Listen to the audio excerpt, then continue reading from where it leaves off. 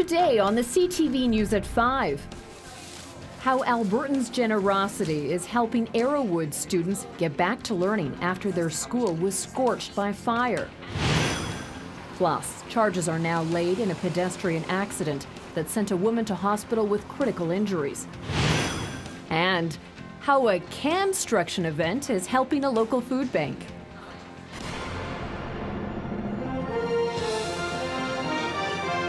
CTV News with Jackie Scantlebury.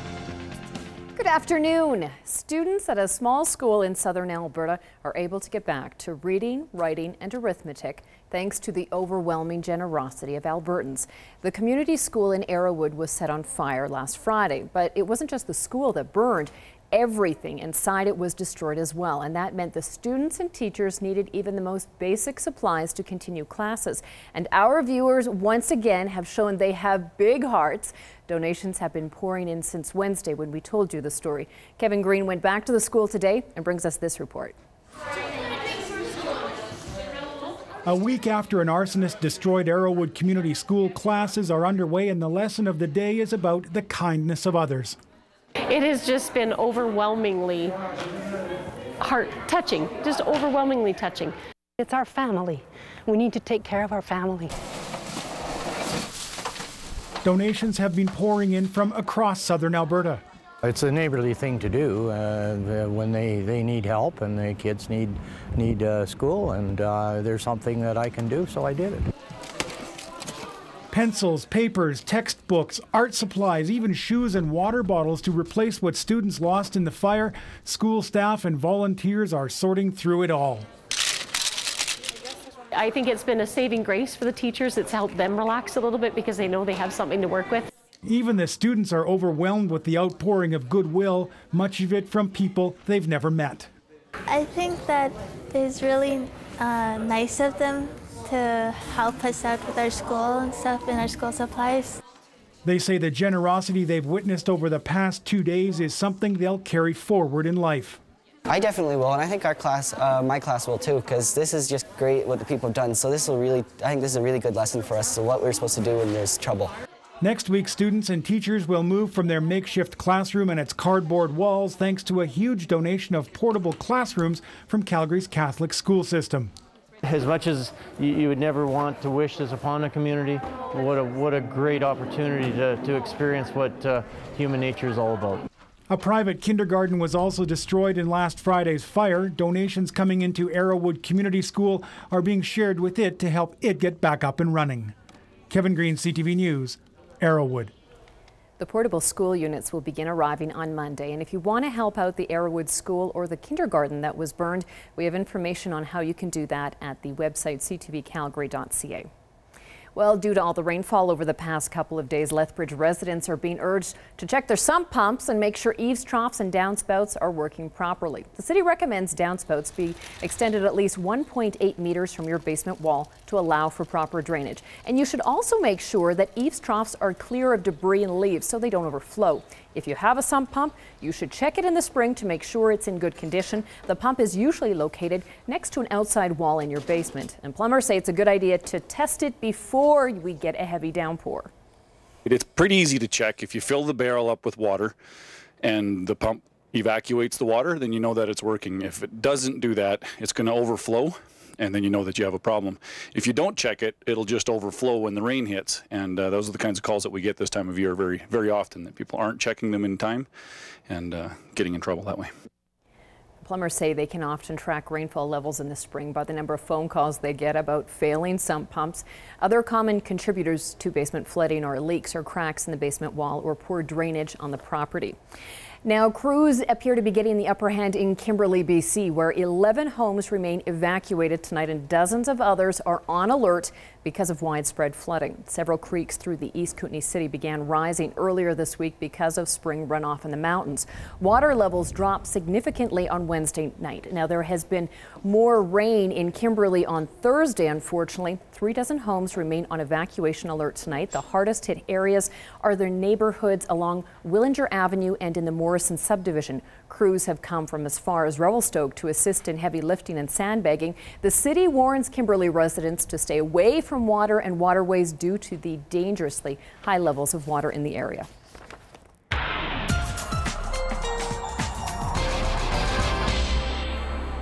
Speaking of all that rain, here's Dory Rossiter. Soggy today, a bit dry tomorrow, but then back to soggy on Sunday. Yeah, we are expecting to see some clearing late in the day tomorrow. Now, the latest update is that Sunday might be the sunniest day in the weekend and then kind of kicking off the week. So we have a risk of showers, but it looks like any rainfall will be tomorrow morning as far as Saturday goes, and then clearing in the afternoon. So that's the way it looks right now. But pardon the pun, but it is a very fluid situation, changing by the hour. I'll have more coming up in a couple of minutes. Oh, Dory Rossiter, you are a funny lady. Now, a man charged with murdering a Vulcan senior made a brief court appearance by closed-circuit television this morning. 35-year-old Timmy Engel was appearing on 1 count of first-degree murder and 1 count of indignity to a human body. He is charged in connection with the death of 77-year-old Otto Bunty Luce. Police allege Luce was kidnapped from his home in Vulcan January 8th and then forced to hand over money. His dismembered body was found a few days later. Defense counsel today asked for an adjournment so they can go through a significant amount of disclosure. The case will be back before the courts on May 30th. An 86-year-old woman has been charged now after a pedestrian was sent to hospital with life-threatening injuries when they were hit by a truck while crossing a Lethbridge street. The victim, a 25-year-old woman, was walking through a crosswalk at the intersection of 13th Street and 4th Avenue South Wednesday morning when she was hit. She was rushed to Chinook Regional Hospital and then to Calgary's Foothills Hospital, where she is now in stable condition. The truck was making a left-hand turn off 4th Avenue at the time. 86-year-old Margaret Schill, who was behind the wheel of the truck, has been charged with failing to yield to a pedestrian in a crosswalk. She'll appear in court in June. Well, the trial of a Cranbrook mother and son charged with several drug offenses, including producing acid-laced gummy bears, isn't going to go ahead. Charges against 50-year-old Christiane Bateman and her 18-year-old son Benjamin Bateman were laid in the spring of 2010. Police were searching their home for marijuana when they found suspiciously packaged gummy bears and then sent them off to the lab.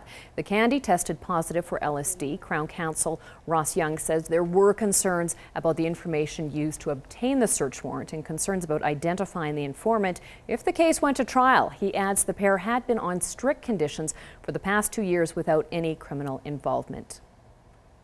Pepsi announced today they are starting construction on a state-of-the-art distribution center in Lethbridge.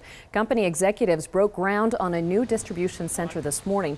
The new LEED-certified plant is replacing Pepsi's current warehouse facility on 2nd Avenue South. The 9,600 square foot complex will be located on 31st Avenue North, and it will be home to the company's 22 local warehouse employees. Our current facility that we operate in was built in 1956, and we've outgrown it in terms of its economic advantages to the company. So we're searching for a new facility. So we've decided to build here on PepsiCo Foods land. Construction on Pepsi's new $1 million distribution facility is expected to be completed this fall. Now, you may have heard that you shouldn't play with your food, but several people in Lethbridge ignored that rule to help out the International Interfaith Food Bank. Teams used cans of food as their building blocks to create unique structures at Centre Village Mall, and all of the food used in the Construction event will be donated to the food bank. Judges, including CTV's own Dory Rossiter, chose the teams who made their favorite can creations as the winners. However, the biggest winners are the families that will benefit from the donations. Looking at the statistics, you realize how many people actually use or frequent the food bank. So at the end of the day, the winners will be the guys that basically use the food bank. You can check out Construction and vote in the People's Choice category by dropping off your own food bank donations at Centre Village Mall this weekend. It's graduation day for hundreds of students at Lethbridge College. The college handed out diplomas in their 55th annual spring convocation ceremony. As in the past, the ceremonies were split into two parts with morning and afternoon sessions. Today marks the end of college life and the beginning of an exciting future for these graduates. The college experience, to me, it's been crazy busy because I play sports, I work, I go to school. It's been tough, but through it all, it's worth it. This moment of graduating is totally worth it. Close to 700 students took part in today's convocation ceremonies. Congratulations to the class of 2012. Meanwhile, some of the world's top water scholars, decision makers and educators will be gathering next month for a major conference being coordinated by the University of Lethbridge. Now, what makes this conference different is that high schools, universities and colleges, as well as the general public, will be able to follow sessions and ask questions online. Rick Merzurak, the Associate Dean of the U of L Faculty of Education, says the conference is a follow-up to climate change conferences held in Copenhagen and Cancun, Mexico. But the focus will be on water and developing sustainable water management programs. The end goal is trying to come up with some sort of, not necessarily the solutions, but the directions we need to go to use the limited resources we have, financial and human, to come up with some alternate ways of thinking about water management that will be to the betterment of everyone. What we want to do is give people the opportunity to participate in real time during this event, but also create an archive where for months and years from now people can log in and still relive these talks and see how our understanding of the issues evolves. The conference, Water in a World of 7 Billion, will be held in Calgary, May 8th to the 12th. School students and the public will be able to watch sessions, view highlights, and interact with speakers through an online multimedia platform. But to participate, you do have to register on the conference website at www.7b.org.